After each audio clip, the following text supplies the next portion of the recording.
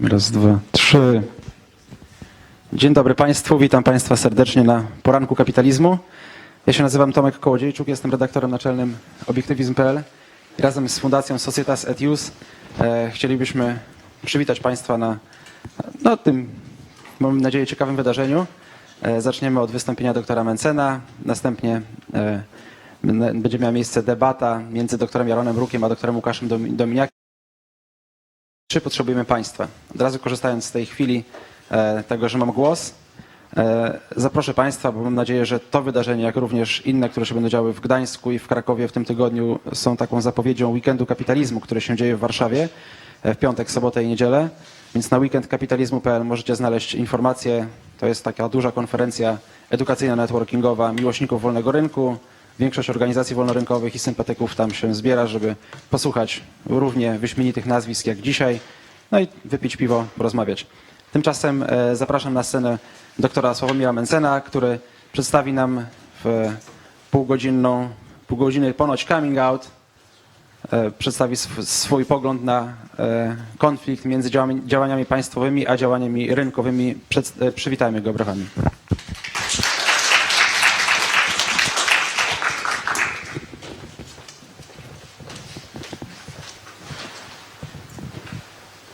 Bardzo dziękuję za zaproszenie na dzisiejsze wydarzenie.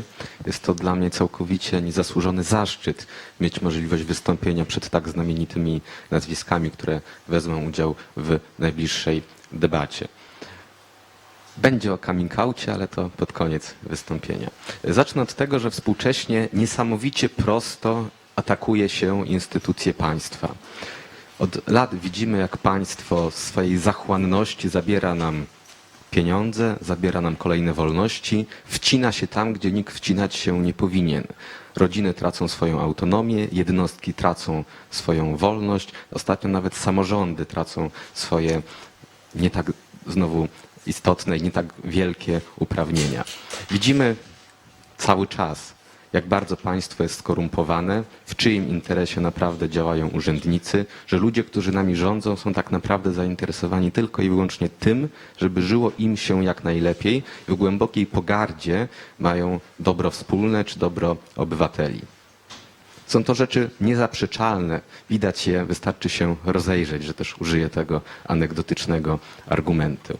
Jednak pytanie jest takie, czy odpowiedzią na źle działające państwo, czy odpowiedzią na panującą korupcję, panujące zniewolenie jest unicestwienie państwa.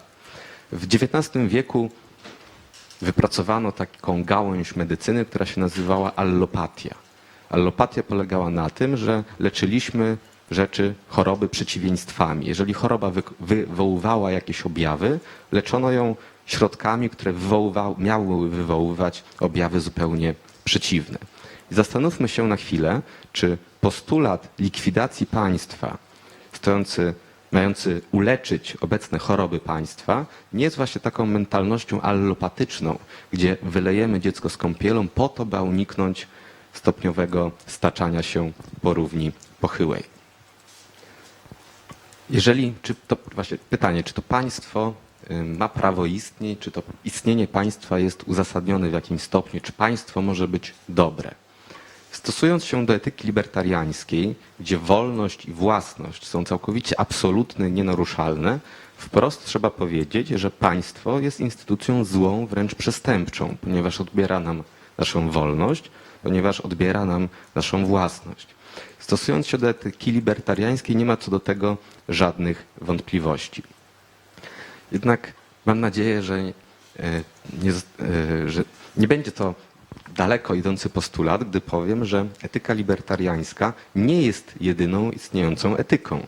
Są różne inne konkurencyjne systemy moralne i mam nadzieję, że obecni na sali randyści, wbrew obawom Grzegorza Brauna, nie zjedzą mnie, gdy powiem, że etyka na przykład chrześcijańska też może mieć swoje zalety i też można sformułować argumenty pokazujące, że etyka chrześcijańska też może być dopuszczalna. Jakie mogą być argumenty za etyką chrześcijańską? Przede wszystkim 2000 lat, podczas których powstała cywilizacja łacińska oparta właśnie na tej etyce, podczas której powstały państwa, które najpierw odkryły, a następnie podbiły cały świat. Etyka chrześcijańska po prostu sprawdziła się w działaniu. I wszelkie inne ludy, państwa czy cywilizacje w ciągu ostatnich wieków przekonały się o tym, że w praktyce nie miały żadnych szans w starciu z państwami działającymi na podstawie etyki chrześcijańskiej. W związku z czym pozwolę sobie wyciągnąć ostrożny wniosek, że nie jest całkowicie oczywiste, że stosując się do etyki libertariańskiej na pewno dojdziemy do najlepszych rezultatów. Jest to możliwe, chociaż do tej pory empirycznie niesprawdzone, ale empirycznie sprawdzone jest, że może istnieć państwo oparte na etyce chrześcijańskiej, które będzie działać w miarę sprawnie i które wyjdzie zwycięsko z boju z rzeczywistością, wyjdzie zwycięsko z boju z innymi państwami. O ile w etyce libertariańskiej nie ma miejsca dla państwa, o tyle w etyce chrześcijańskiej jest. I pytanie teraz, jak to państwo powinno wyglądać, aby działało w możliwie skuteczny sposób i możliwie moralny. Taką podstawową zasadą, którą można by tutaj przytoczyć, jest zasada pomocniczości, sformułowana chociażby przez papieża Piusa XI w encyklice Quadragesimo Anno, gdzie papież Pius XI powiedział, że to, co jednostka może osiągnąć, może zdziałać za pomocą swojej inicjatywy, za pomocą swoich zasobów, tego jej nie wolno pod żadnym pozorem zabierać na rzecz społeczności. I podobnie wielką niesprawiedliwością i zaburzeniem ustroju jest zabieranie zadań społecznościom mniejszym i przekazywanie ich społecznościom wyższym, społecznościom większym. Do czego sprowadza się zasada pomocniczości? Mówi ona wprost tyle, że to, co my jako jednostki jesteśmy sobie w stanie sami zapewnić, wszystkie problemy, które sami jesteśmy w stanie sobie rozwiązać, powinniśmy rozwiązywać je sami. Nikt nie powinien nam ograniczać naszej wolności po to, by rozwiązać nasz problem, który my sami możemy i chcemy rozwiązać. Podobnie nie można zabierać kompetencji małej społeczności, na przykład gminie, albo osiedlu, albo województwu, po to, by rozwiązać problemy, które to województwo, ta gmina czy ten samorząd mogą rozwiązać samodzielnie. Jeżeli dokładnie rozważymy, jak działałaby w praktyce zasada pomocniczości, okazuje się, że zdecydowana większość zarzutów, jakie mamy względem współczesnych państw, ginie. W państwie stosującym się konsekwentnie do zasady pomocniczości nie byłoby obowiązkowych ubezpieczeń społecznych, nie byłoby państwowej edukacji, państwowej służby zdrowia, nie byłoby prawie żadnych spółek Skarbu Państwa, nie byłoby tylu urzędów, tylu regulacji, tylu podatków. Byłoby to typowe państwo minimum, gdzie każdy na swoim poziomie rozwiązywałby swoje problemy. Ponieważ chyba nikt nie ma tutaj na sali wątpliwości, że każdy potrafi bez pomocy państwa trafić do dentysty, każdy potrafi bez pomocy państwa pójść do lekarza, wykształcić własne dzieci, czy zapewnić sobie środki na emeryturę. Wydaje mi się to tutaj, przynajmniej w tym gronie, niekwestionowalne. W związku z czym państwo minimum, państwo, w którym wydaje mi się, że wolelibyśmy żyć, zwłaszcza w porównaniu do państwa, w którym obecnie żyjemy, może być całkowicie zgodne z etyką chrześcijańską. Bardzo ważne jest to, żeby podkreślić, że stosując się do tej zasady, ciężar dowodu, czy dane zadanie można przenieść na wyższy etap rządzenia, musi leżeć na tym, kto chce te kompetencje społeczności niższej, czy też jednostce zabrać. Nie można dopuścić sytuacji, w której ktoś formalnie powołuje się na zasadę pomocniczości, tak jak państwo polskie w swojej konstytucji, albo tak jak Unia Europejska, a następnie przemocą zabiera nam te nasze małe kompetencje w imię właśnie zasady pomocniczości. Ten ciężar dowodu powinien leżeć zawsze na tej jednostce społeczności wyższej, próbującej zabrać nam część wolności.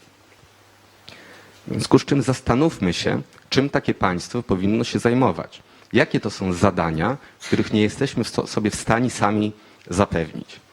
Pierwszym takim obszarem, gdzie widzę zdecydowaną rolę państwa, to jest obrona narodowa. Historia nieraz pokazała, że armie państwowe bez problemu są w stanie pobić armie prywatne, bez problemu są w stanie pobić jakieś jednostki wystawione przez małe społeczności, czy też są w stanie pobić samą jednostkę.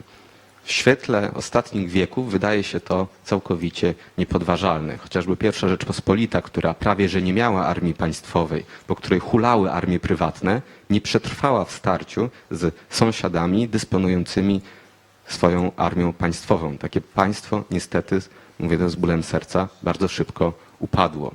W związku z czym, jeżeli jednostka chce się bronić przed niesprawiedliwością związaną z atakiem z zewnątrz, ponieważ atak zbrojny bardzo często kończy się masowymi mordami, prześladowaniami, odbieraniem własności, musi zdać się na państwo, które je obroni przed tą armią przeciwnika. Jak wygląda w praktyce podbicie danego obszaru przez wrogie oddziały, to jeszcze nasi dziadkowie pamiętają i bardzo bym chciał, żebyśmy sami się o tym nie musieli przekonywać. I dylemat, czy powinno istnieć tutaj między Wisłą a Odrą państwo, nie jest prawdziwy. Dylemat jest taki, czy chcemy, żeby tu istniało nasze państwo, czy też wolimy, żeby tu istniało państwo inne. Ale jakieś państwo tu istnieć będzie, bo tak jak natura nie znosi próżni, tak też geografia nie znosi miejsc nieopanowanych przez żadne państwo. Obrona narodowa, w związku z czym wydaje się kompetencją właściwą i naturalną dla państwa. Wiążą się z tym trzy daleko idące konsekwencje. Pierwsza jest taka, że taka armia państwowa sama z siebie się nie utrzyma. Potrzebne są na nią środki. Środki muszą pochodzić z podatków. I wbrew niektórym opiniom podatków nie da się zebrać dobrowolnie. To już wielokrotnie sprawdzano, mój znajomy pisał z tego nawet doktorat, gdzie chciał sprawdzić, w jakim państwie, z jakich powodów ludzie płacą podatki. I odpowiedź była prosta. Wszędzie na świecie ludzie płacą podatki, bo muszą. Praktycznie nikt nie robi tego z własnej woli, w związku z czym musi istnieć jakiś aparat przymusu, który te pieniądze jednostkom zabiera po to, aby sfinansować zadania tego rządu centralnego, w tym wypadku zorganizowanie armii państwowej. W związku z czym istnienie aparatu państwowego w postaci chociażby jakiejś administracji skarbowej jest niestety również związane z postulatem istnienia państwa. Druga konsekwencja jest taka, że armia w trakcie walki musi mieć pewne zasoby, na przykład broń i amunicję. I praktyka znowu pokazuje, że to amunicja musi być dostarczana w trakcie wojny i jest zużywana wtedy w znacznie wyższym tempie niż w trakcie pokoju. Prywatnemu przedsiębiorcy nie opłaca się rozbudowywać na tyle zdolności produkcyjnych w trakcie pokoju, aby mógł sprostać popytowi ze strony państwa w trakcie wojny. Nie możemy też liczyć na zakup takiej amunicji na wolnym rynku, ponieważ kiedy dochodzi do konfliktu zbrojnego, to sama wysłanie broni czy też amunicji jednej stronie konfliktu jest traktowane jako zaangażowanie się w ten konflikt i rodzi ryzykiem eskalacji konfliktu. Z tego powodu niedawno, gdy mieliśmy wojnę na Ukrainie, jedyną rzeczy, które można było wysyłać na Ukrainę, były kamizelki kuloodporne, hełmy, ale nikt tam nie sprzedawał broni, bo nikt nie chciał wchodzić w konflikt z Rosją. Dlatego państwo, jeżeli chce utrzymać armię, musi też zapewnić sobie dostawy chociażby broni i amunicji na czas wojny, których wolny rynek w tym czasie z pewnością nie dostarczy. I pozostaje kwestia techniczna, jak to zrobić. Możliwości są kilka. Testowano do tej pory różnego rodzaju protekcjonizm mający ograniczyć konkurencję różnego rodzaju podmiotom, nawet prywatnym, po to, żeby mogły zwiększyć swoje moce produkcyjne. To się na ogół nie sprawdzało. Stosowano tworzenie, jak w Polsce, tworzenie przedsiębiorstw państwowych, które miały być przygotowane do tworzenia tej broni i amunicji. To też się nie sprawdza, ponieważ przedsiębiorstwa państwowe są z definicji niesprawne i taką technicznie najlepszym rozwiązaniem tego problemu jest po prostu płacenie przedsiębiorcom prywatnym przez państwo za utrzymywanie znacznie wyższych zdolności produkcyjnych niż są na co dzień wykorzystywane. I ta metoda po prostu się sprawdza.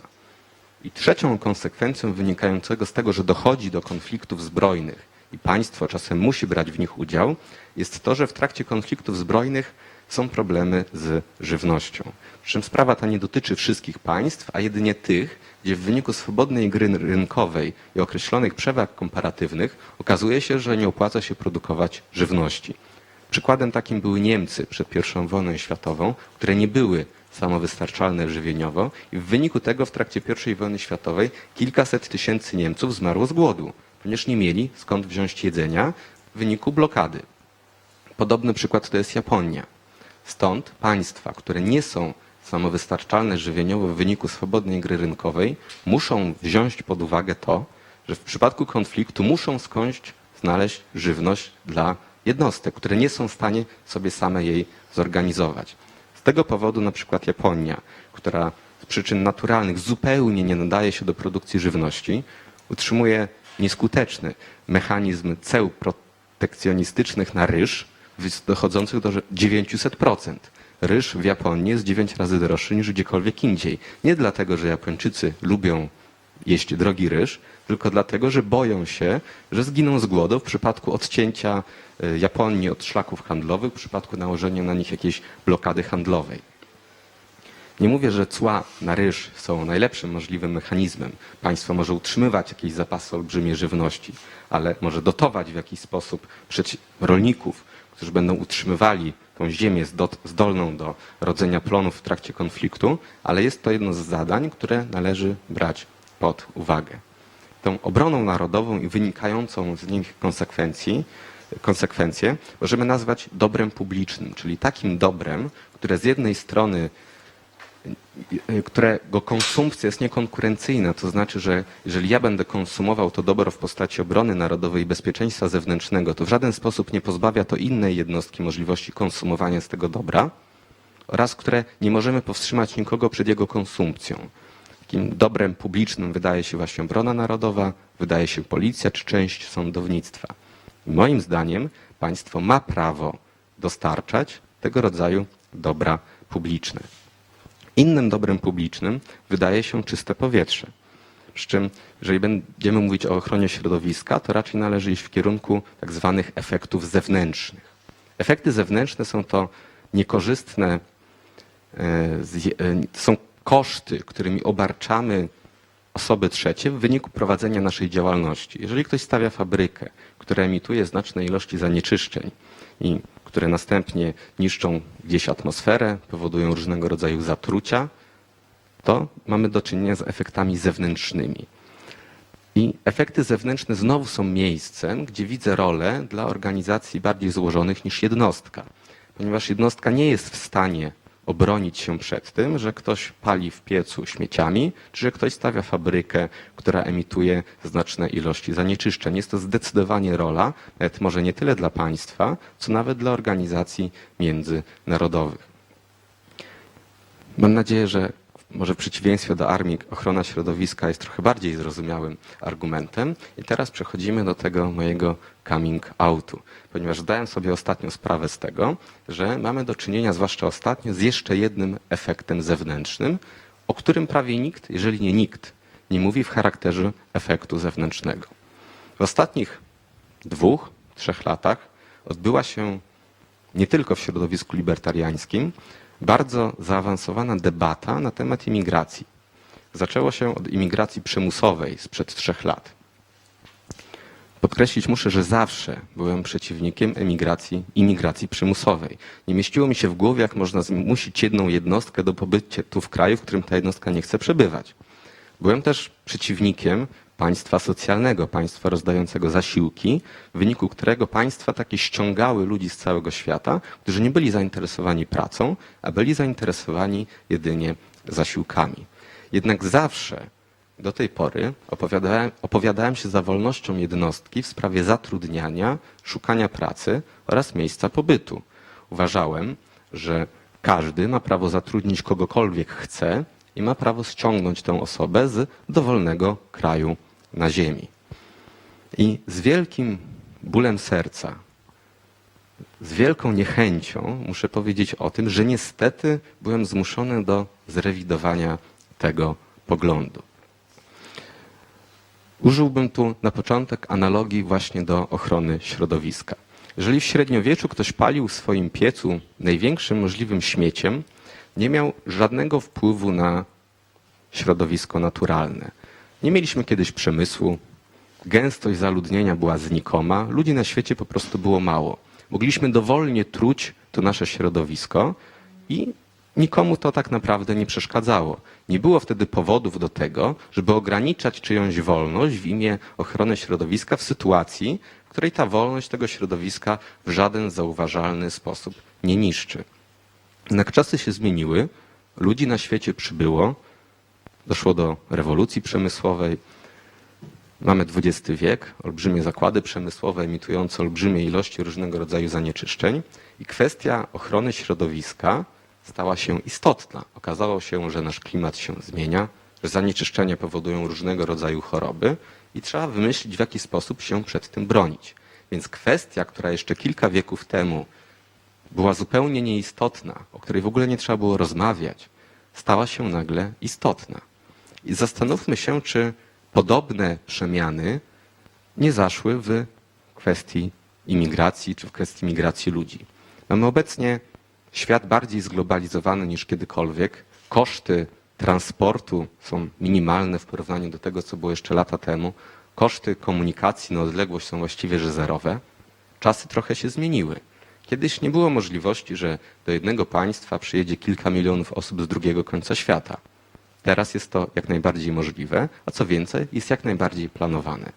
Jeżeli przedsiębiorcy w jednym państwie chcą ściągnąć 5 milionów osób z drugiego końca świata, charakteryzujących się zupełnie inną kulturą, mówiących w zupełnie innym języku, to przedsiębiorcy oczywiście osiągną z tego korzyść.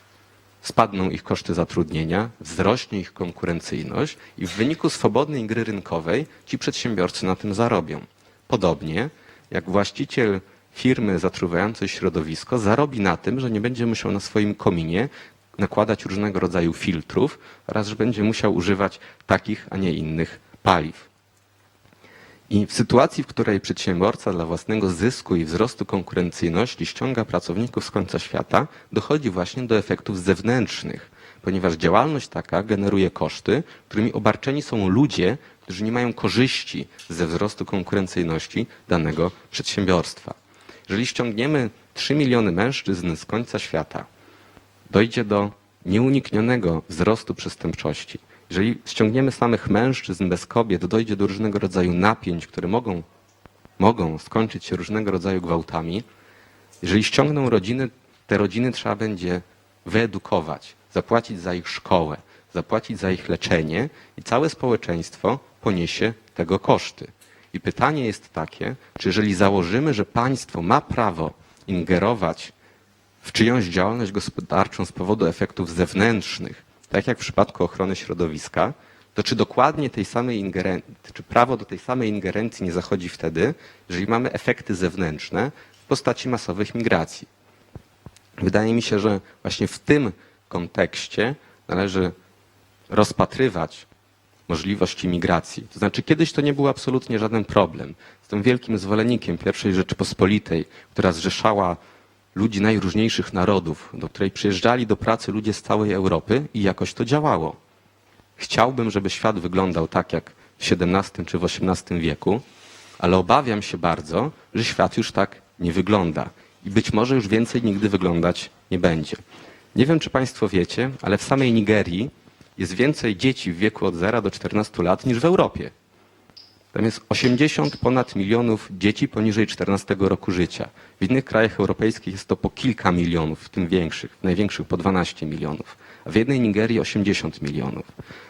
Prawie takie same liczby dzieci nastolatków są w Bangladeszu czy w Indonezji. Świat niestety się zmienia. Jeżeli z powodów całkowicie dla mnie zrozumiałych, takich jak wolność jednostki, brak możliwości ograniczania czyjejś działalności gospodarczej, pozwolimy na to, że do Europy zjedzie się pół Azji i pół Afryki w liczbach absolutnie kiedyś nie do pomyślenia, to Europa całkowicie straci swój charakter i zmieni się. Jeżeli ktoś ceni takie rzeczy właśnie jak nie wiem, kultura, tradycja, obecny wygląd Europy, to jedyną odpowiedzią i jedyną możliwością na zachowanie tego czegoś jest właśnie ograniczenie masowych migracji. Tak jak mówiłem, mówię to z olbrzymim bólem serca, ponieważ pierwszy raz opowiadam się przeciwko ograniczeniu wolności poruszania się jednostki czy też znajdowania pracy, ale właśnie w kontekście efektów zewnętrznych wydaje mi się, I w obliczu tych olbrzymich zmian demograficznych na świecie wydaje mi się to jedyną słuszną w tym momencie koncepcją. To jest ten mój coming out, o którym na początku mówił Tomek Kołodziejczuk. Podsumowując, wydaje mi się, tak jak ja rozumiem libertarianizm, że libertarianizm jest przede wszystkim systemem etycznym. I na podstawie tej etyki, na podstawie tej moralności, wnioskiem jedynym i dopuszczalnym jest właśnie brak istnienia państwa. Ja bardzo szanuję libertarian, którzy są bardzo ściśle związani z tym swoim systemem etycznym. Słyszałem libertarian, którzy mówili, że nigdy nie pójdą na wybory i nie zagłosują na nikogo z tego powodu, bo nie chcą, aby ta osoba potem w Sejmie zagłosowała na chociaż jedną ustawą, która ograniczy wolność innego człowieka. Znam libertarian, którzy mówią, że nigdy w życiu nie zatrudnią się w żadnej firmie państwowej, w żadnym urzędzie, nigdy nie wezmą żadnych pieniędzy od państwa, żadnego zasiłku, ponieważ nie chcą w ten sposób ograniczać czyjejś wolności. Jest to piękne.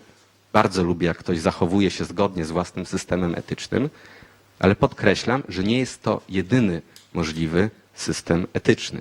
I tak jak szanujemy libertarian za to, że są ściśle trzymają się swoich wyborów moralnych, co najmniej na takiej samej zasadzie należy szanować przedstawicieli innych religii, innych systemów moralnych, którzy również chcieliby trzymać się swojej moralności, która, tak jak powiedziałem na samym początku, może być inna i niekoniecznie musi być gorsza, a z której to moralności wynika wprost istnienie państwa. Bardzo Państwu dziękuję.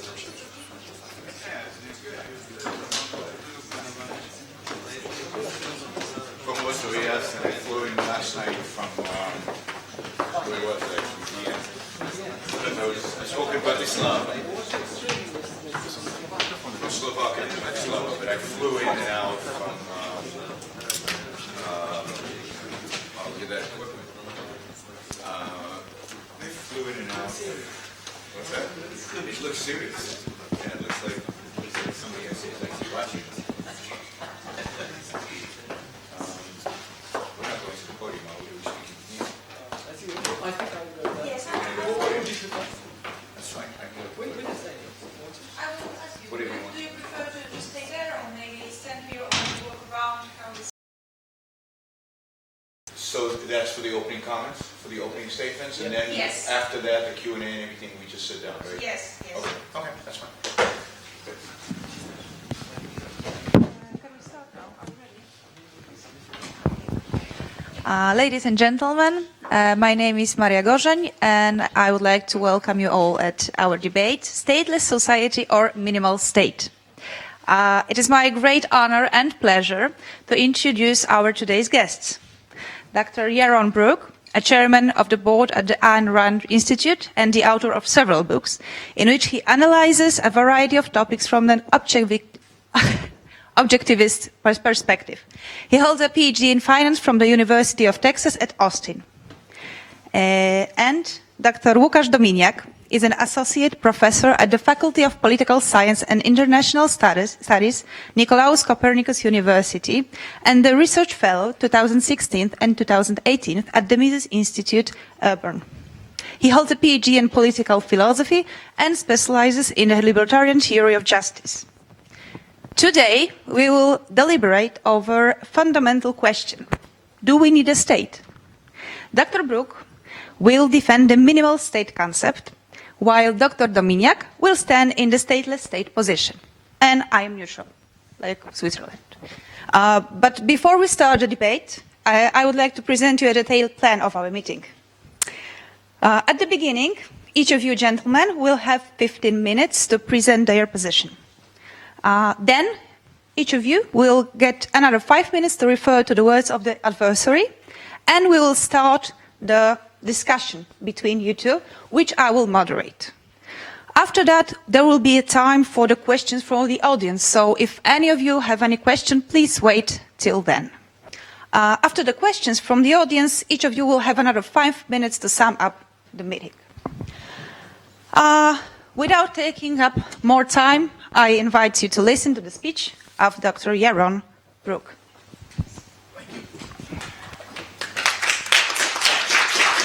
1, 2, 3. 1, 2. Is this working? Who is this connected to? Is connected to the camera? Oh, it's connected to the camera. Okay. Both of you. Yes. Okay. Cool. All right. Thank you for inviting me. Thanks for participating in this event and in this debate, and thank you all for coming. Let me just correct one thing about the description of my position. I am not for a minimal state. I am for a limited state. And I think there is a big difference between a minimal state. I don't think this is an issue of size. I don't think it's an issue of how big the state is. This is purely an issue of whether there should be a state, and then if there is a state, what should it do? And I believe in a limited state, a state limited, a government limited to the protection of individual rights. And that should be its only function, and it should be of a size necessary for it to fulfill that function. When we think of living in a society, when we think of what happens when we come together in a social context, there are only two options. We can either live by the rule of gangs, we live by the rule of violence and force, or we can live in a right-respecting government state.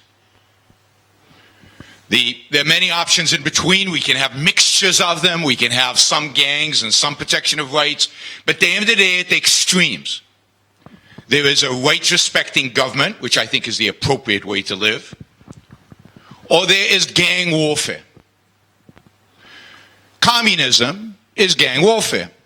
It is one particular gang in the name of the proletariat inflicting its ideas on everybody else and monopolizing the use of violence over a region, but it's about violence. Nazism is a form of gang warfare. And I actually think anarchism is a form of gang warfare.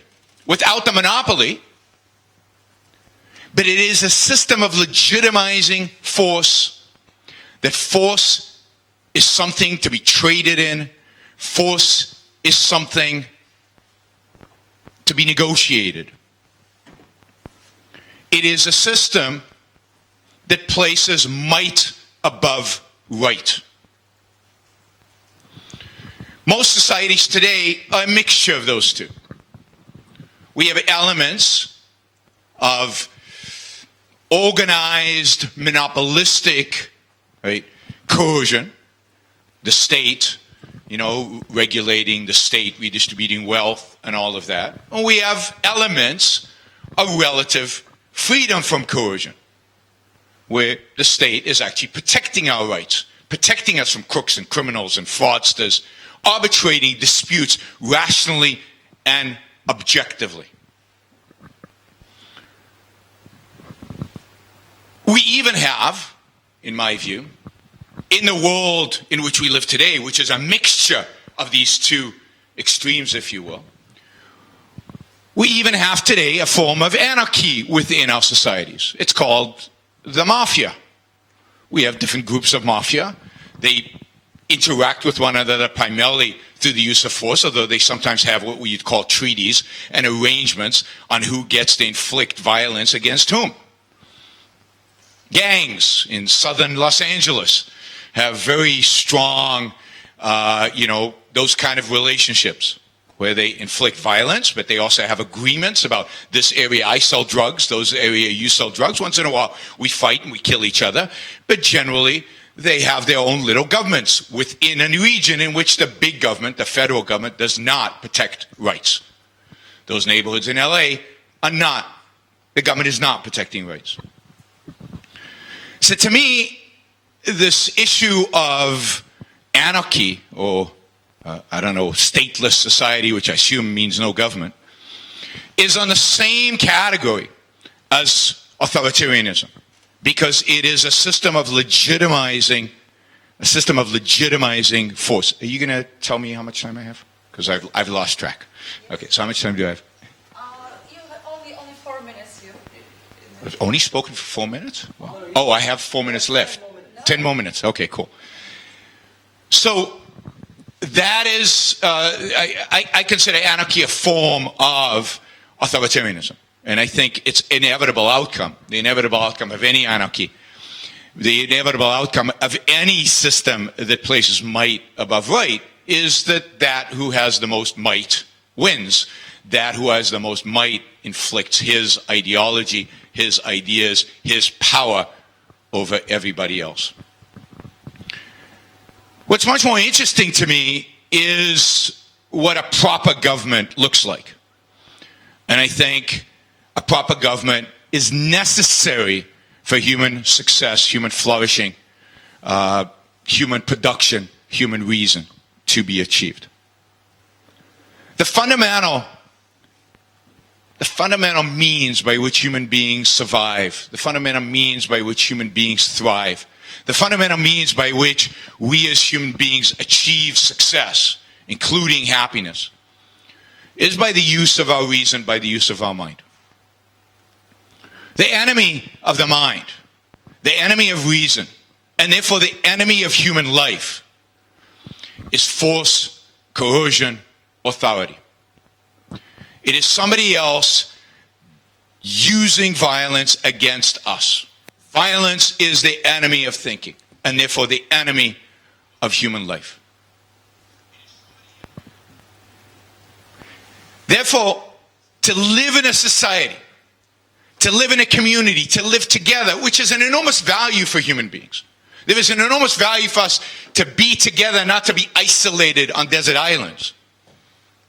To live together, we must extract violence from human interaction. One thing that is unacceptable is the use of force between individuals. One thing is unacceptable is to use coercion. Therefore, coercion, violence, force must be extracted from human society.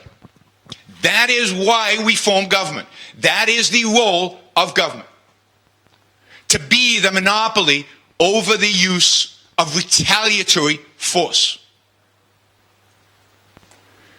What we don't want is individuals, based on their whim, based on the emotion of the moment, based on their ideas, using force on other people because they think they somehow have been wronged.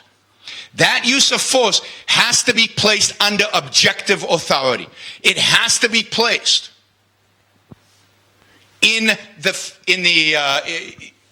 the behest of that agency responsible for protecting our rights.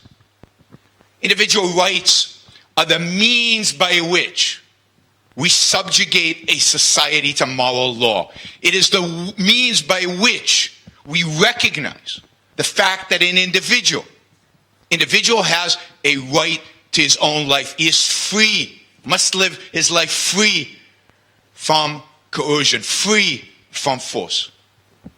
And the job of government is to protect that individual from crooks, criminals, mafias, gangsters, to protect that individual from the use of force against him. And to arbitrate disputes between us even when there's no criminal involved. Sometimes good, rational individuals disagree. And there has to be a mechanism by which that dispute is resolved without us having to go into the street to duel it out. A peaceful resolution of disagreement is an important function of government. But all of these functions are complicated. They're hard to figure out. What is violence? What counts as force and coercion? How should disputes be resolved? Where are rights being infringed? And how does one protect against the infringement of rights? All of those questions, right? Procedures about discovering who did what. What are the procedures of evidence? What are the procedures of courts? How do you determine the guilt of somebody or the innocence of somebody? Do you use a jury trial? In that case, how does a jury trial proceed? The whole process of defending individual rights is a complex process. It is not obvious. It is not simple. And it must be done objectively. It must be done based on ideas, based on rational ideas. Not based on whim, not based on, I'll do it my way, you do it your way. How do we resolve things if that is done? There has to be one ultimate authority that determines which way is right. What rules of evidence count? What rules of evidence don't count? What is legitimate? What is illegitimate when presenting facts? Or what are facts? How do we determine them? So government's job is a complex one because it requires objectivity. It requires dedication to the facts of reality. But there is no way around it. Government is not a necessary evil, as many minarchists would argue.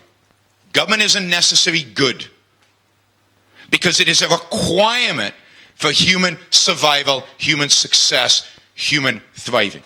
Without it, we cannot peacefully plan long term, know what the clear rules and guidelines are for behavior, know where we violate somebody else's rights and where we don't.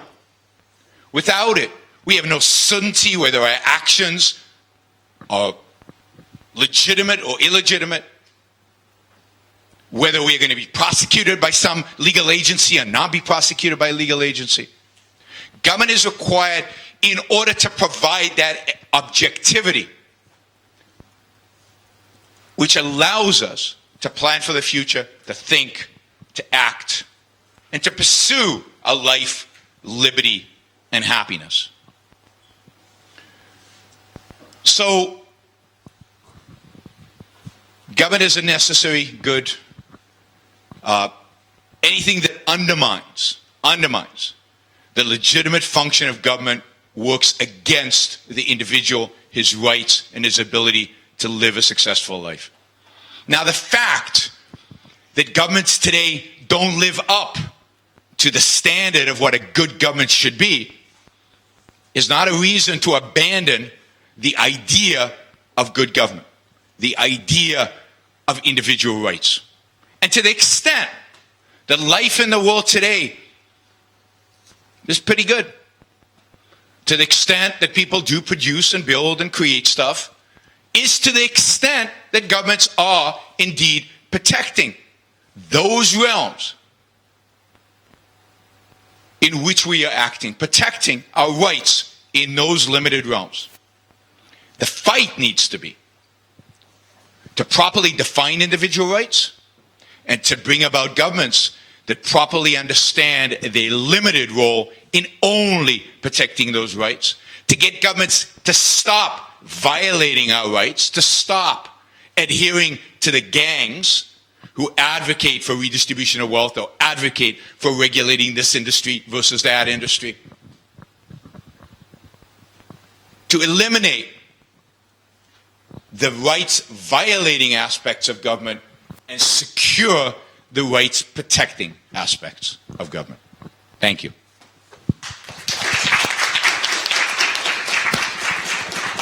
Thank you, Dr. Brook. And now we'll have an opportunity to listen to Dr. Dominiak and what he has to say about stateless society. Thank you very much. Does it work? Is it working? I think it works for the cameras, not for the It audience. works. Okay, I see. Did you turn it on? Yes, I did. Right, so thank you for having me here. Thank you for the invitation. I'm really happy to take part in this debate. And my role, my job today, is to give you an argument in favor of a stateless society and therefore against the institution of the state. And I'm going to do it in the following way.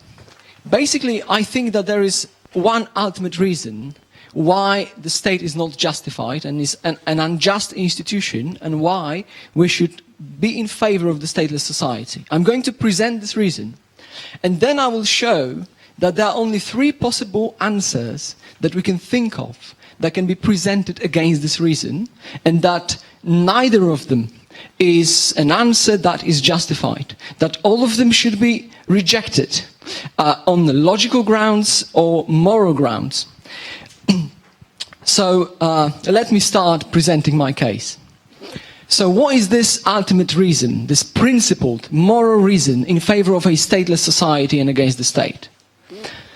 Well, aggression, which is violation of people's property rights, of people's individual rights, natural rights they have, or threat thereof, is impermissible morally, is morally wrong, should be rejected, should not take place in a free and moral society, and should be condemned. This is what is in the libertarian circles known as non-aggression principle, or private property rights of individuals that are protected by this principle. Now the state is an organization that violates people's individual rights in two ways. What are these two ways? The first way that the state violates people's individual rights is connected with the way the state is financed.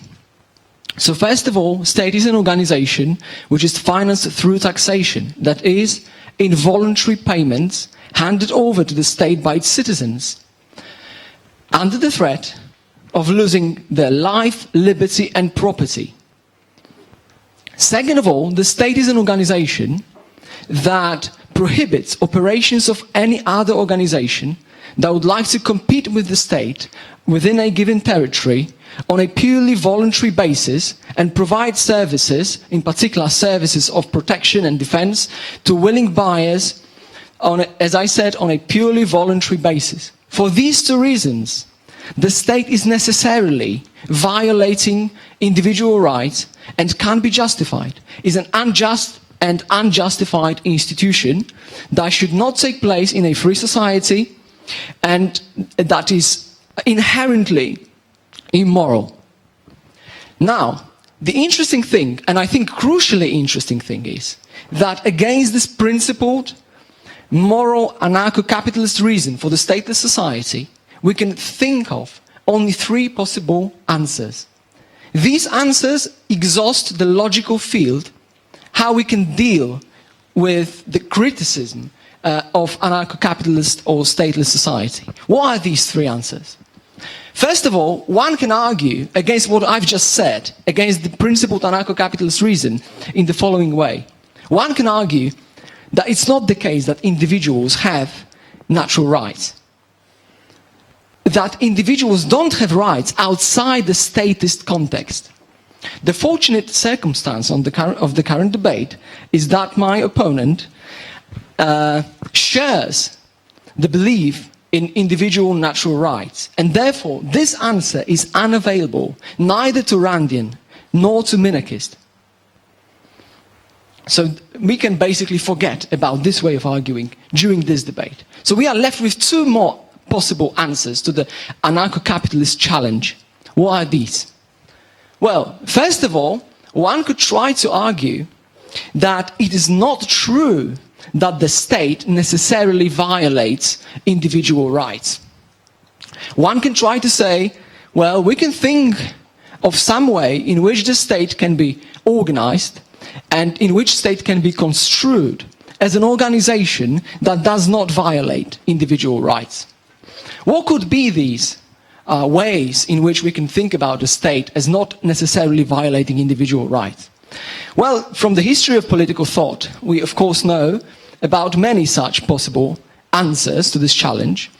And I reckon the most common way is to refer to the idea of implicit consent or implied consent. This idea falls within the broader tradition of social contract.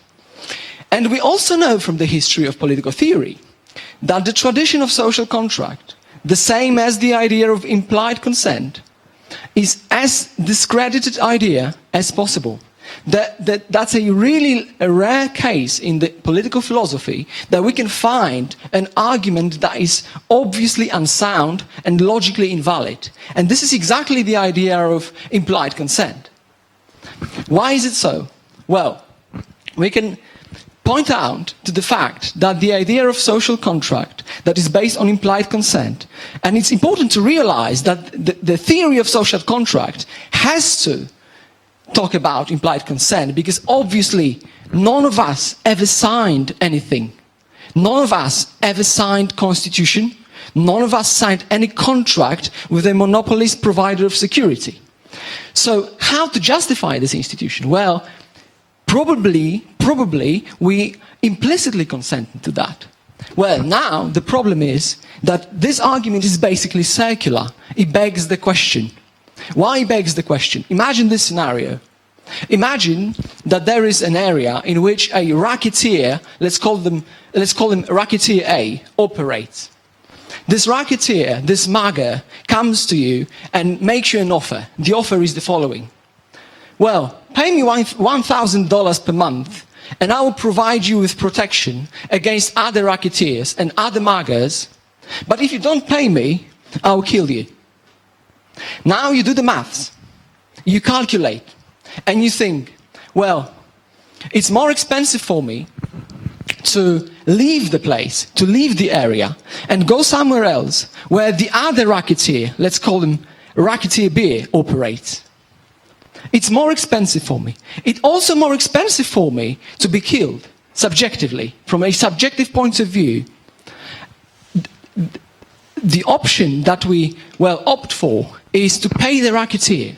Now what I'm saying is this. We decide to pay the racketeer A under a threat of losing our life. And if we do the maths differently and we decide that it's more expensive to pay the racketeer A and go to the racketeer B area, then the same problems follow.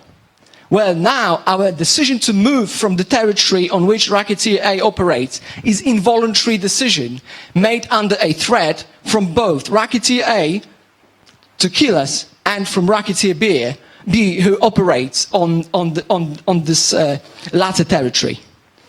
So, if we assume that the racketeer A is not a racketeer, then that would follow that the state is justified. But we can't assume that. This is what should be proved. We can't assume the truth of a conclusion that is to be proved, and that's the problem of the limited government based on implied consent. So now we are left with the third possibility, the third way of how we can argue against the anarcho-capitalist challenge. This challenge I presented at the beginning was this way. Well, this way was actually presented today by our former speaker. This way is the following. Well, one can say, it's true the state violates individual rights. But for some reason, it is nonetheless justified. What are these two reasons? What are these reasons? Well, these reasons can be of twofold nature. These reasons will always, first of all, refer to the fact that the state allows us to avoid bigger violations of individual rights that will take place in the stateless society, in the anarchistic society. And now this argument can be formulated in two and only two ways. One way we can call normative way, moral way. This way would look like that. So, That's true, state violates individual rights. That's true that state operations violate individual rights. But yet, these operations are permissible. They are normatively permissible because they allow us to avoid bigger violations that would occur in a stateless society. Now, I find this view internally contradictory. This view is logically contradictory. And why is that? Well, when we say that we have a right, if I say that I have a right that you don't assault me, that I have a right that you don't hit me, that you don't kill me, and so on and so forth, what I'm basically saying is that you assaulting me, you hitting me, you killing me is impermissible, that you have a duty not to do that. This is how we understand the word right. This is what we mean in our language. And therefore, the view that I've just presented amounts to a plain contradiction. On the one hand, the view says individuals have rights, but it's permissible to violate these rights. So what it means that there are actions, invasive actions, that are at the same time impermissible and permissible, which is plain contradiction. This view must be rejected from philosophical and logical and analytic point of view. Now the last possible option is left. The option is this. Well, let's admit, state violates individual rights, and it's impermissible to operate in a state way against individuals, but it is necessary. And we heard this word today, that it is necessary for the state to exist. It is necessary because it allows us to avoid violations of individual rights. Now, you can judge for yourself. This position is a defeat in a moral debate. This position, morally speaking, says, well, state is impermissible. State is morally wrong. State violates individual rights, but is necessary. That's a necessary evil. We thereby subscribe to an axis of evil, and we're making a point on a purely utilitarian grounds. Thank you.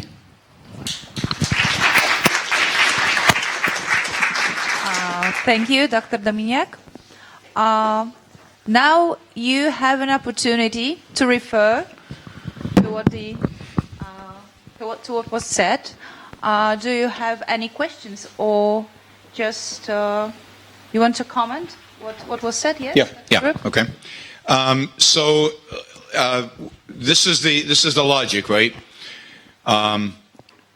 The state's unjustified because it violates rights, and there are only three answers, and all three don't make any sense. I agree. None of those three answers make any sense.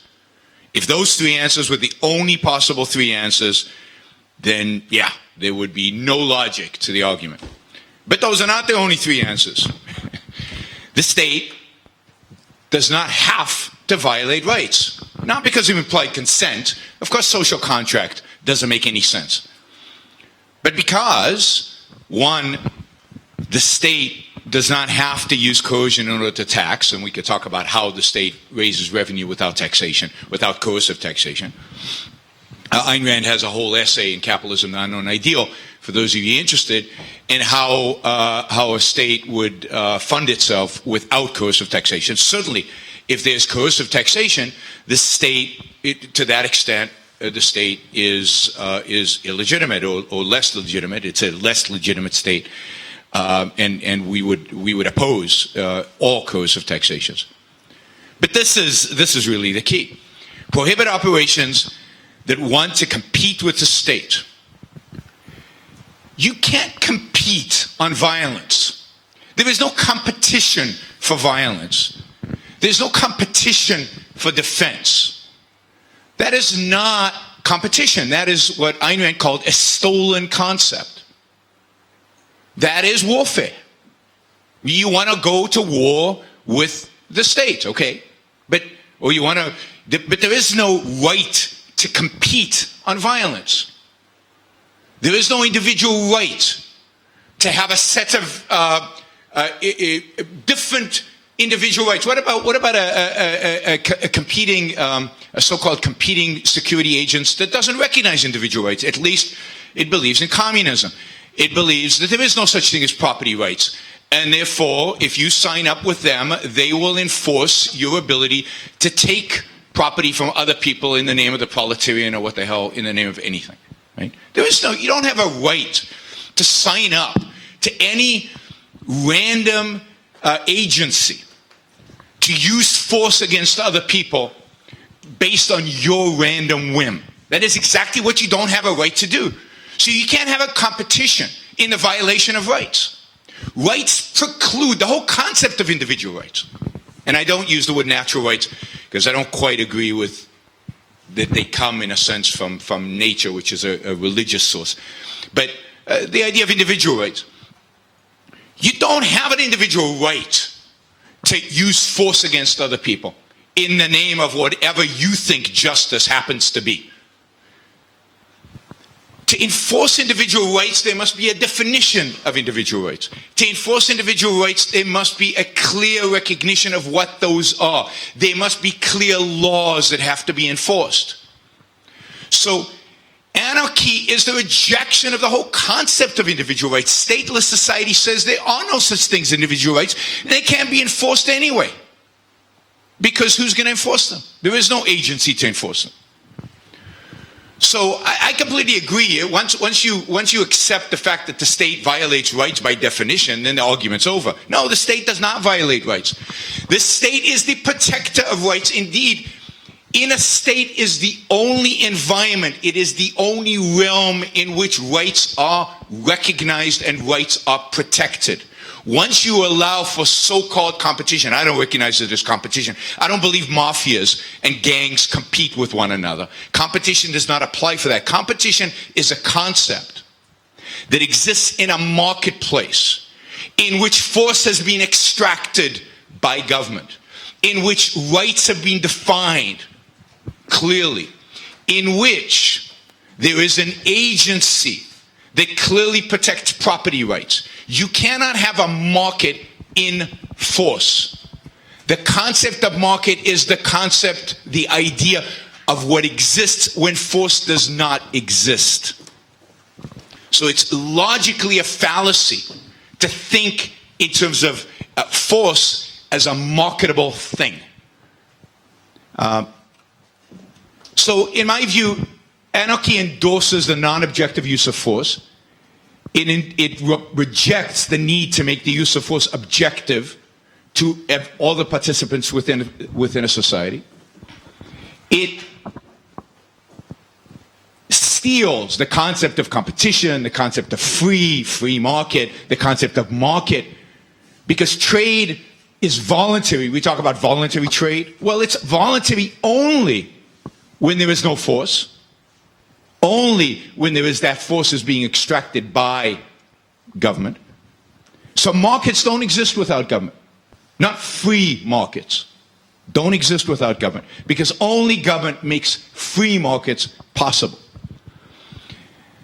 And finally, I think anarchy, because of this so-called competition in violence, in force, places the rule of law, the idea of individual rights, as subservient to might, to force, to whoever has the strongest weapons, the biggest guns, the ability to inflict the most violence. By rejecting government, it rejects individual rights. It rejects the subjugation of might to right. Thank you. Dr. Dominiak, do you want to refer to what Dr. Brooka Okay, said? so the format now is I respond and then I can ask question. Yes. Right. Okay. So first I will respond. So, well, that was really persuasive rhetorically, kind of attempt at rebut my position. But don't be tricked. Don't be tricked.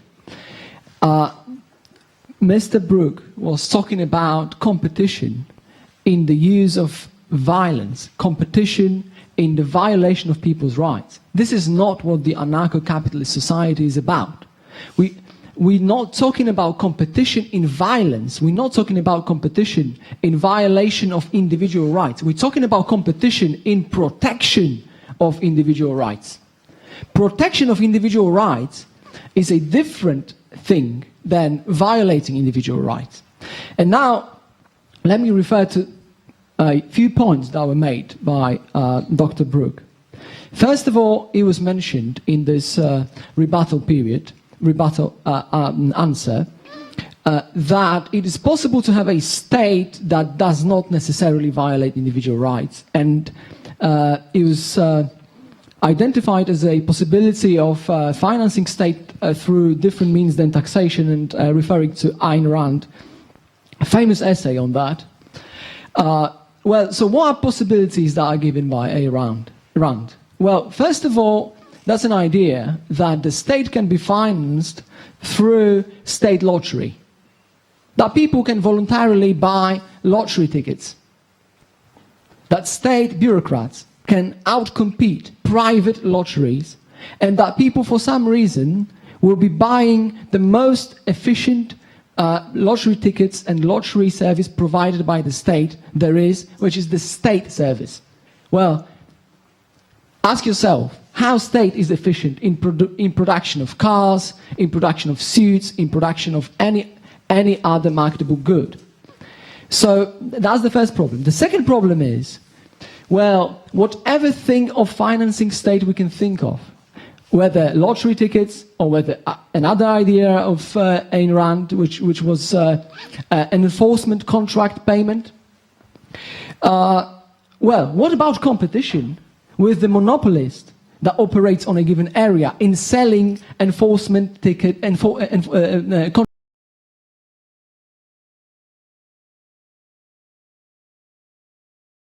It is possible to finance institutions by afraid that Randians are not able to think about the state, that the state is on a given area. Because even if we agree that it is theoretically possible to finance state in this way, although I think it's really, really doubtful, then still, what about prohibiting competition of other companies that would like to also either sell enforcement contract services or sell lottery tickets and so on and so forth? What I'm claiming is this: I have an individual right to be left alone. I have an individual right not to be assaulted, hit, or killed. And I can delegate this right to whomever I want. So I can delegate it to a private security agency. And once we say that I'm not allowed to delegate this right to a private agency, I have to delegate it to a monopolist on a given territory. At this very moment, this right is violated. And that's why I think that's problematic to say that it is possible to have a state that doesn't violate rights. Then I would like to also, if I have still some time? Okay. So I would like to also make this point. I'm really happy, Dr. Brook, that you said that. Once we change definition of the state, there's no debate. Right? So if we agree that the state necessarily violates individual rights, there's no debate between us. Right? No, there will still be debate. It would be a different one. Well, there will be different debate. Well, as I understand anarcho-capitalist position, this is exactly the position. Right? We are not arguing against government. We are quite often tricked into a position, or that there's a suggestion made that we are arguing against government. We're not arguing against government, which is a way of organizing people's actions. Well, for instance, as far as protection is concerned, people can associate to protect themselves. They can outsource protection services. There might be division of labor, and we should expect that on the free market there will be division of labor and high division of labor. So therefore individuals will not protect themselves, or at least that wouldn't be a major way of protecting yourself. Well, yeah, basically. So what we're saying is that government is absolutely justified institution if we understand government as an institution that doesn't violate individual rights, when is the case? When there's no monopoly status, when there's no compulsory monopoly, and when there's no taxation. Okay, so that would be my answer. Am I supposed to ask questions? Can I just comment on that? Or Please. Yes, go back and yes, forth maybe rather than asking first. each other questions. Yeah, I think it would be go more on. helpful if we just commented. So let me first deal with this: how to fund a state. I mean, I actually agree on the lottery. I don't think that was her best suggestion in terms of funding a state. I don't think a state lottery would work in. And why lottery? Why not, state cars or whatever, right? Why? Well, why no, lottery? I think there's a difference, but partially because I think that. Okay, so my main point is that I think the way a state would be funded is voluntarily. That is, that people would write checks. And you could imagine a state lottery as being more successful than a private lottery because people would want to fund the state and use the lottery to fund it, and that would be the competitive advantage, would be the voluntary, the idea that this money is going to fund the police and the military, and I want that, and I'd rather do that than provide profit to Sands casinos, right, to the casino company. So even though they can do it more effectively in a sense that the prizes will be bigger, there's an added benefit because I get to get my policing and my military at the same time. So that could be a justification. I just don't find the lottery a very appealing way to do it. Just sorry for interrupting, but that would, of course, presuppose that people want to have a state, that there's a particular state of public opinion. Look, no question, a voluntary state, a system of voluntary taxation assumes that people want a state. That is, they want this particular government. That's one of the beauties of making it voluntary. That is, if they don't, then the society breaks apart and we get the disaster that is a stateless society, and it would be horrific. But and I think you can't ignore the consequences of what's being suggested. The consequences are horrific, and I'll get to those in a minute. So yes, people will have to, if people, I always say, people talk about a draft, right? And I'm from Israel. Those of you who don't know, I'm from Israel. I served in the Israeli army for 3 years because I had to. I had no choice. I was drafted. I know and completely understand the evil of a draft. And people say, and I say, Israel shouldn't have a draft. Israel should have an all-volunteer army. And people say, well, how will it exist? And my answer to that is, a country that cannot raise a volunteer army to defend itself doesn't deserve to exist. And it's the same true of a government that cannot raise, through voluntary means, the funds to sustain itself, doesn't deserve to exist. What the alternative will be is a second question. I think the alternative will turn out to be worse. But, if you can't raise the money, then yeah, everything will fall apart and everything deteriorates. So I think the key is what Ayn Rand spends most of that essay talking about. And that is voluntary payments, that people would voluntarily pay to have their rights protected. They would be happy to do it. People are generally benevolent, and they don't like to get stuff for free. I actually think governments in this scenario would run surpluses because I think people would write bigger checks than the government could actually spend, which I think is a bad thing. So I think that constitutionally they'd have to return the money. But I don't think there's any problem in funding a proper rights-respecting government.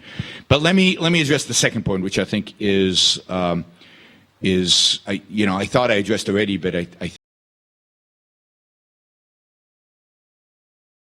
have to think about what does it mean to say there are individual rights, and then you can. It's easy to say you can't hurt somebody, but what does hurting somebody mean? Makes these definitions that actually makes objective what it means to violate rights. Otherwise, the term of individual rights is meaningless. This protection agency defines individual rights in that way. This protection agency defines them in those ways. That one over there doesn't even recognize individual rights. It doesn't believe in individual rights.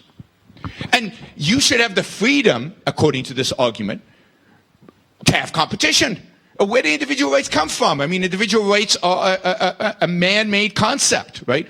And what if somebody doesn't believe in those individual rights? Do they have a right to pursue their life not believing in individual rights? And if they don't, who enforces individual rights against them?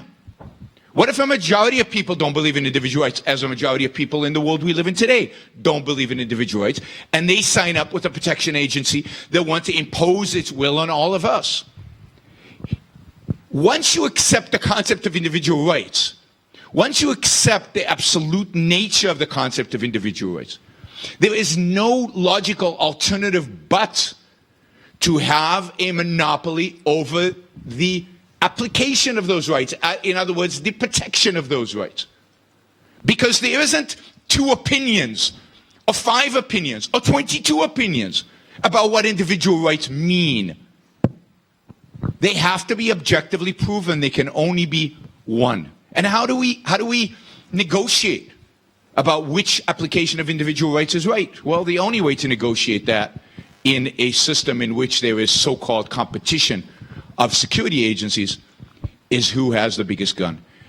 Anarchy, there is no such thing as a stateless society. All stateless societies would ultimately revert to authoritarianism.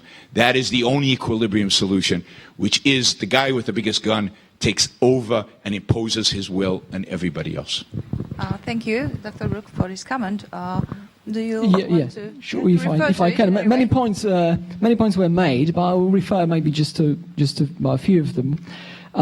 First of all, you've just mentioned that there should be a final authority to disputes, final authority that would define what are individual rights. Where's the final authority between you and me? If we have a conflict, what's the final authority? American government or Polish government?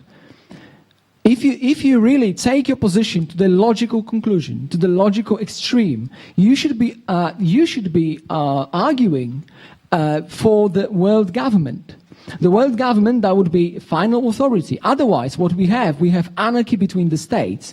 And between the states, there is no final authority, first of all. The states define individual rights differently. Some of them reject individual rights altogether.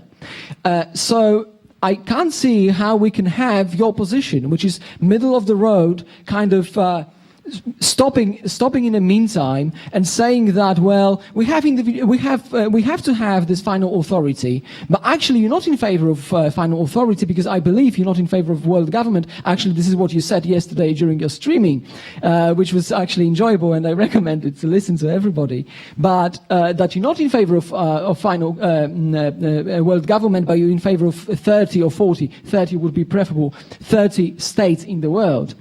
So I find your position problematic for this reason, that is just stopping in the meantime, not going to the conclusion, and the logical conclusion would be, well, let's embrace world government.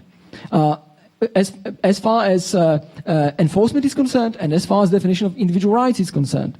Well, now the question of definition of individual rights. I'm surprised that you're linking individual rights and definition thereof with the state. Well, I thought that the definition, what are individual rights, comes from reason.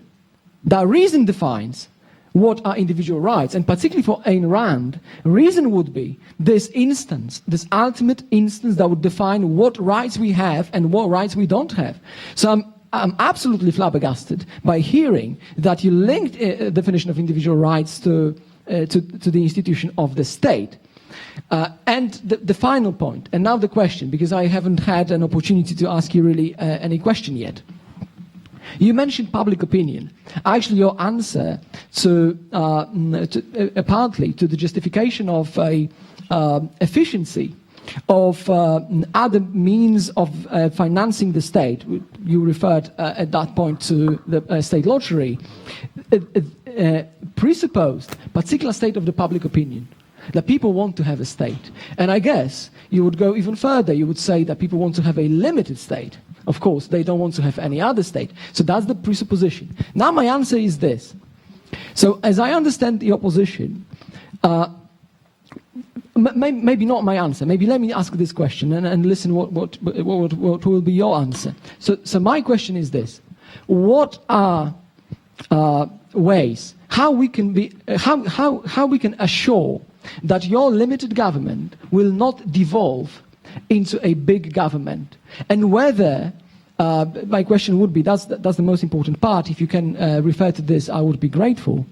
Do you think that the ultimate check that the ultimate way that we can assure that the limited government will never develop into a big social democratic government is the state of public opinion, people that are vigilant, that are freedom loving, that are free marketeers, and so on and so forth.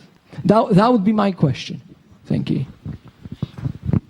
So let me just address the one world government, so I don't want anybody, as you said, I'm not for one world government. And that does create issues. It does create problems. I agree with that. That is, what are the appropriate jurisdictions? How does one deal with violation of rights in one country vis-a-vis another? And it's a problem. It's a problem that's difficult to solve. It's not easy, and the way it's been solved throughout history, unfortunately, has been institutions like the United Nations or going to war. I mean, this is why I don't want to multiply security agencies, because it's such a horrible problem to have these multiple agencies that then have to negotiate. It becomes a real horror.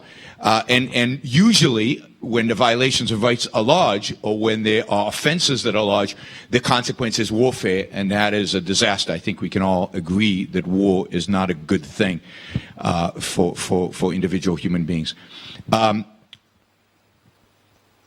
Yes, of course, individual rights are defined by reason, but who gets to arbitrate if you got them right or not?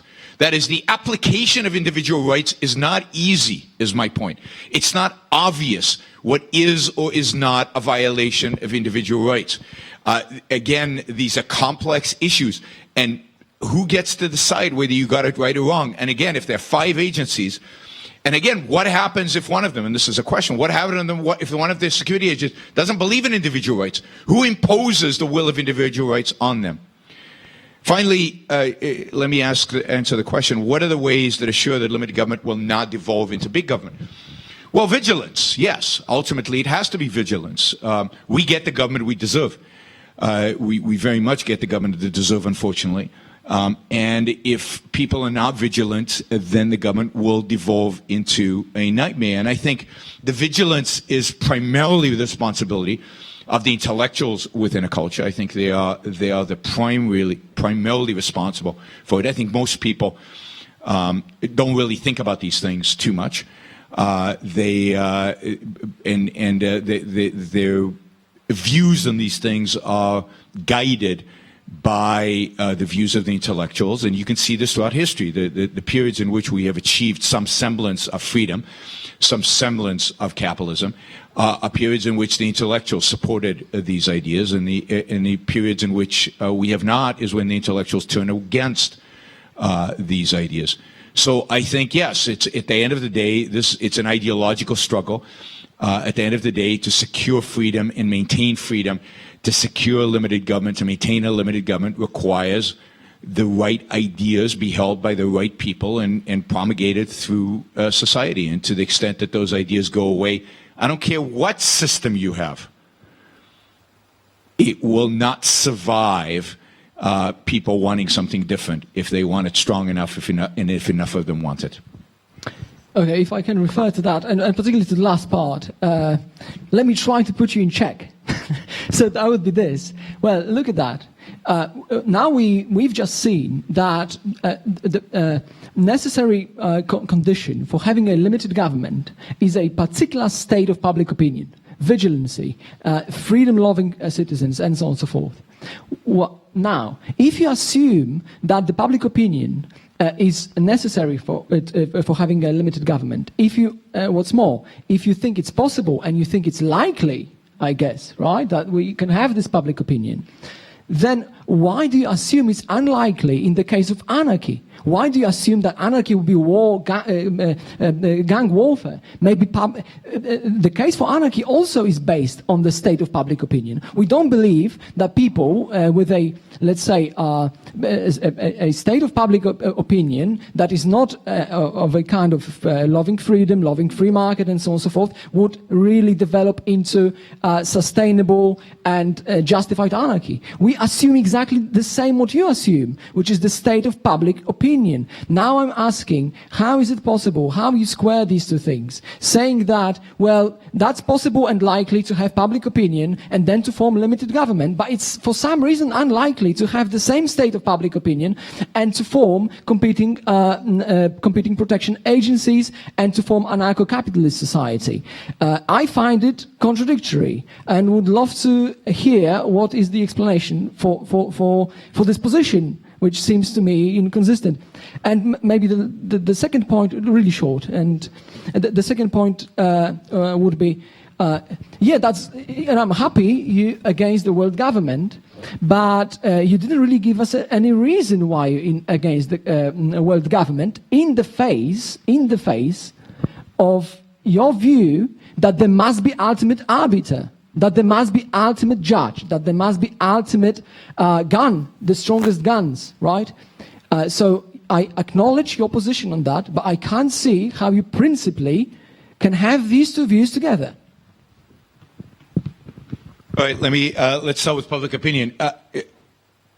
I don't think anarchy depends on public opinion, and I don't think even if public opinion is for liberty, anarchy results in the same thing. It results in gang warfare. That is, all you need is a minority of people, a small minority of people, who don't respect the rights of other people. But if they have big enough guns, it doesn't matter. Because they, again, might makes right. It's not, we don't have rights that are dictating what happens in society, because rights are just an opinion, and there's nobody to enforce the rights, right? All you need is a minority. Indeed, all of history suggests that minorities are the ones that have inflicted the most damage on human societies. The communists were a minority in Russia. The Nazis in the beginning certainly were a minority in Germany. But they got big guns. And once they got the mechanisms of using power and force against others, then it's not an issue. See, if I don't believe in rights, the issue is not whether I'm right or wrong objectively by reason. The issue is, do I have the right military tactics to take over the other security agencies and impose my will on everybody else? It's an issue of military tactics. It's an issue of who is willing to be the most ruthless. And you know what? The people who are most ruthless are the people who don't respect rights. So, no, in a competition of force, which is what anarchists want, they want competition in force, the most ruthless wins, not the most just, or the person who has the most people necessarily is going to win. So it's not an issue of public opinion once you get to anarchy. It's an issue of the biggest guns. And again, the whole concept of individual rights, it doesn't exist once you introduce competition into the realm, so-called competition, because I don't believe it's competition, into the realm of force. What are you competing about? The only reason there's competition is because we don't agree on how rights are going to be applied. This agency thinks rights should be applied in this way, and this agency thinks rights should be applied in that way, and we don't agree. And how do we resolve disagreement? Well, the way countries resolve disagreement, unfortunately, ultimately through warfare. That's how we resolve disagreement, through violence, and therefore by negation of the very principle of rights. So anarchy, if you believe in individual rights, then anarchy is self-contradictory. Anarchy is the system that rejects individual rights. It rejects the concept of individual rights and rejects the idea that it comes from reason and it is objective. If it is objective, then there's only one interpretation, and that interpretation needs to be enforced by a single government. Now, why then don't I support one government? Because I recognize that mistakes can be made. I recognize that as you mentioned, that people sometimes lose an interest, they lose the vigilance, and a particular state can deteriorate into a not limited state, but into a mixed economy, into a bad state.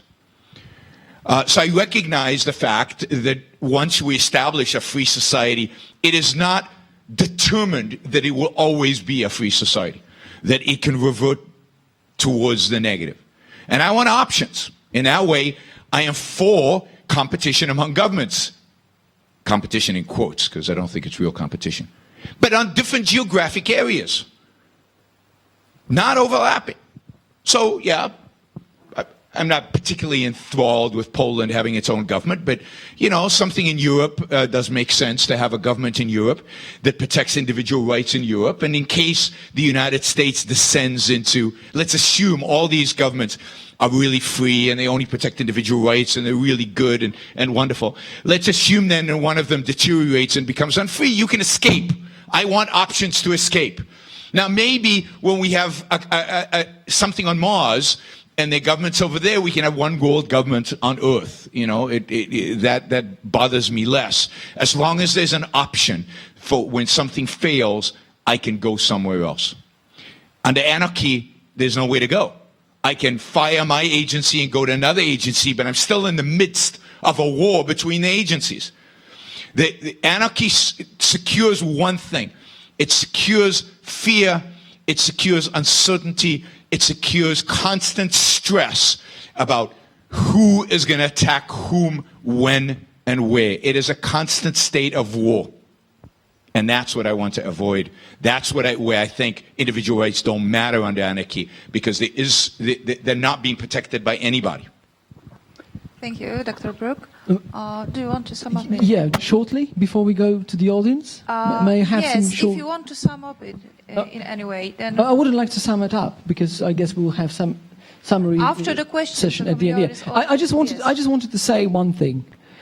From my point of view, a limited government is a contradiction in terms. Limited government, because I guess we both agree on this proposition that individuals have rights, and amongst these rights are right to life, liberty and property.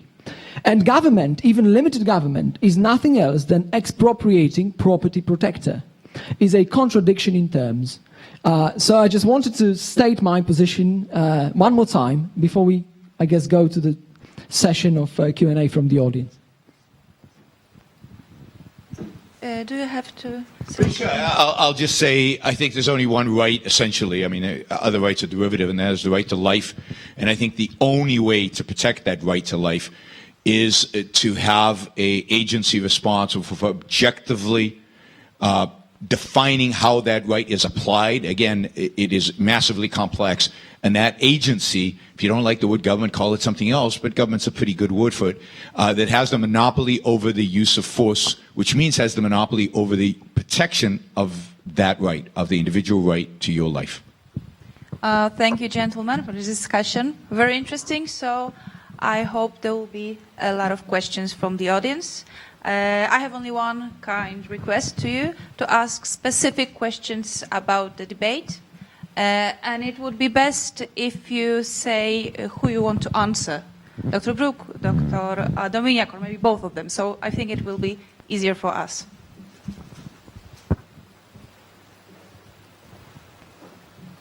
Shy polls. Hi, I have question to Dr. Dominiak. I assume that in the stateless society, these agencies will be working in parallel. So, for example, I will have one agency and my neighbor will have another one. And if I believe that my capitalist view is the proper one, and my neighbor will not believe that, so it will go into conflict then.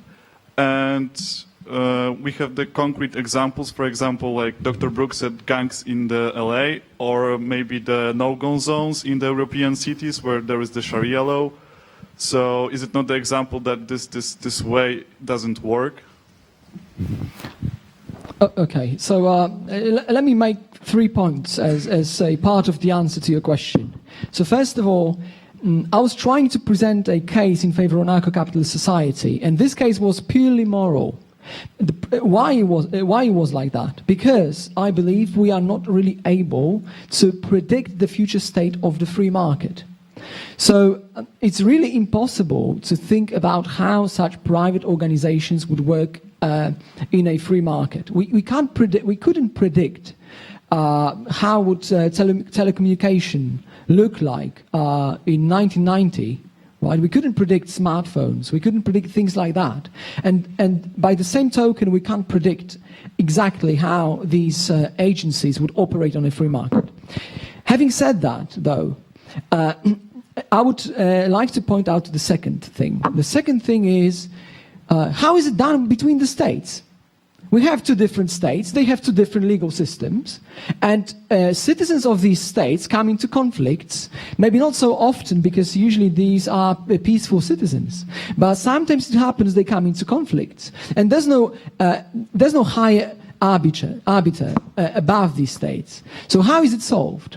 Is it solved by some agreement between these two states that you can also think of as two different agencies? So now just a second, let me finish, and then we can go back and forth. And then coming back to your point exactly. Well, I would say, talking about a possibility of having a gang warfare between private agencies, of course, is an empirical question. And again, I think this is impossible to give any scientific answer to this question that would be exact answer, because we don't have any data to support this or that answer. But we can resort to a common sense, and this way of looking at things would, I guess, give us this kind of answer, this kind of approximation to an answer. If you look at the history, then you will see that only in the 20th century, 200 million people were killed by their own governments. 100 million people was killed by the communist regime. And now you can compare this number, if the death toll counts to anything, you can compare this number to the private crime and the level of the private crime, the amount of private crime in societies. So it's important to put that into context, and the context is exactly this one I've just provided, which is the amount of people being killed, expropriated, and so on and so forth by the state. Coming back to this point, just last thing. If we have this disagreement, there is such a thing, and repeating or repetitive dealings between market actors. If we have any repetitive dealings between each other, our incentive structure changes into this one, which would make it possible for us to deal again in the future in a profitable way. So what we can intelligently guess, that's just intelligent guess, that's not any bulletproof statement. We can intelligently guess that these companies would come to an agreement how solve such disputes between individuals representing different legal systems. And we can suppose that there would be an appeal court or an appeal entity that they would refer to, and that would be also included, I guess, already in the contract signed between these individuals and their respective agencies. Let me take a shot at answering some of this. Particularly this issue of how is it done between states. It's a disaster between states. It's exactly a good example of, so Egypt in 1956 decides to nationalize the private property of French and British companies called the Suez Canal. And the consequence of that is a short-term war where the French and the British paratroop into to try to protect the property. Or imagine in a different world, the private agencies that protected these companies would paratroop troops to protect the property.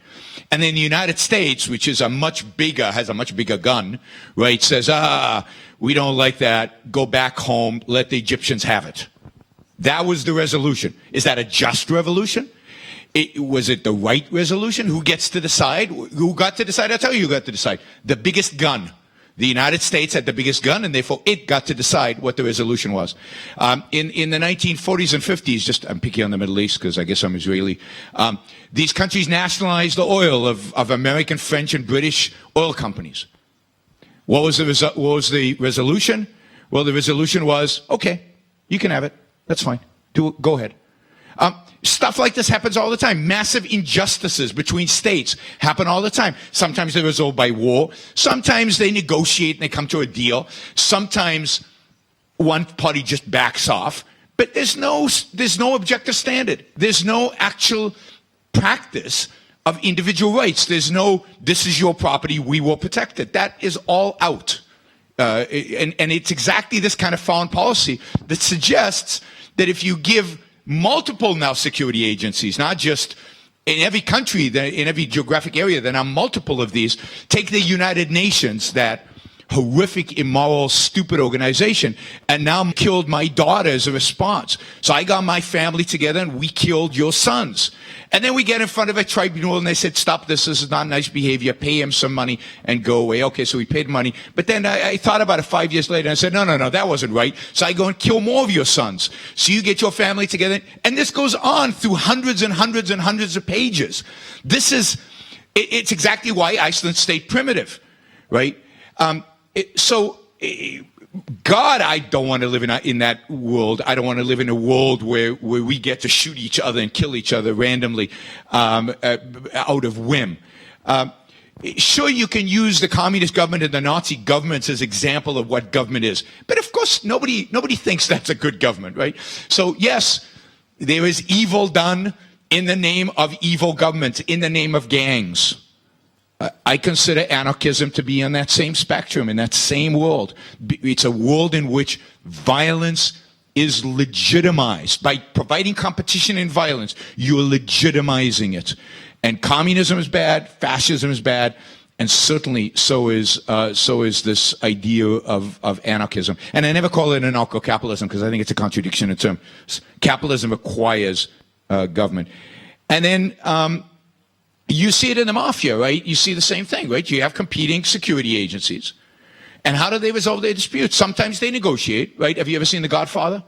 Right? Sometimes they get into a room together and they cut a deal and they say, oh no, this repetitive, the exact argument. We have repetitive dealing, so we better not turn this into a war because there's repetitive dealing, so we want to make sure that we have a good relationship. And that works sometimes. And once in a while, one of the families says, to hell with this. We're just going to kill you all. And they do. That's what you're putting your reliance on. And again, it's not up to public opinion. It's up to those particular leaders of those particular security agencies because they have the guns and they have the ability to inflict this on people, whether the people want it or not. Okay, there is a question from the chat, our live streaming. Asking Radio Żelaza. Question to Mr. Dominiak. Nozick concluded that competing security agencies would eventually form a huge dominant agency which would effectively monopolize government in a given territory. And there is a little argument that this would not happen. How are people supposed to resist the dangerous outcome? Why not settle for a Republican government then? Okay, if I understood the question, well, I would say that Nozick's argument, that was really ingenious argument, and we all know that the author was an extremely intelligent person and amazing philosopher. Was unfortunately unsuccessful in a sense that he didn't prove that it is possible for the state to develop in a way that does not violate individual rights. So that would be the first part of my answer. The second part of my answer, well, I think, as I understood the question, the second part of the question was about how can we assure that it doesn't develop into warfare, a monopoly. How we can be sure? Well, we can't be sure. We can't be sure. I think we are really at this point we have to count on what's more likely, what's less likely, and what would be the circumstances needed to make this devolution less likely. And I guess we kind of both agreed here, whether we're talking about a limited government or we're talking about a stateless society, to make sure that these arrangements don't devolve into a monopolistic rights-violating government, and especially a government that is a pretty big government. We have to have a particular state of public opinion. So I think that's the only and ultimate check for this scenario not happening, basically. So that would be my answer. And I will repeat, maybe it's kind of boring, but I will repeat myself again, that the main argument in favor of anarcho-capitalism and against the state is a moral argument. I'm not making cybernetics here. I'm not trying to predict what would happen in the future. It's not futuristic argument or science fiction. We can't really predict that, but we can point into things that are likely to happen, that would be desirable to protect us against such bad scenarios, and ultimately we just resort to a moral argument showing that a government expropriates people, and therefore it's a contradiction in terms and necessarily involves violation of individual rights because it's monopolistic, as was suggested by the question, and because usually it taxes people. That's it, I guess. So let me just say, I don't buy the moral argument. I don't think it's right. I think it's flawed dramatically because it views violence as just a competitive, something you can compete about. There is no moral argument for anarchy. The moral argument is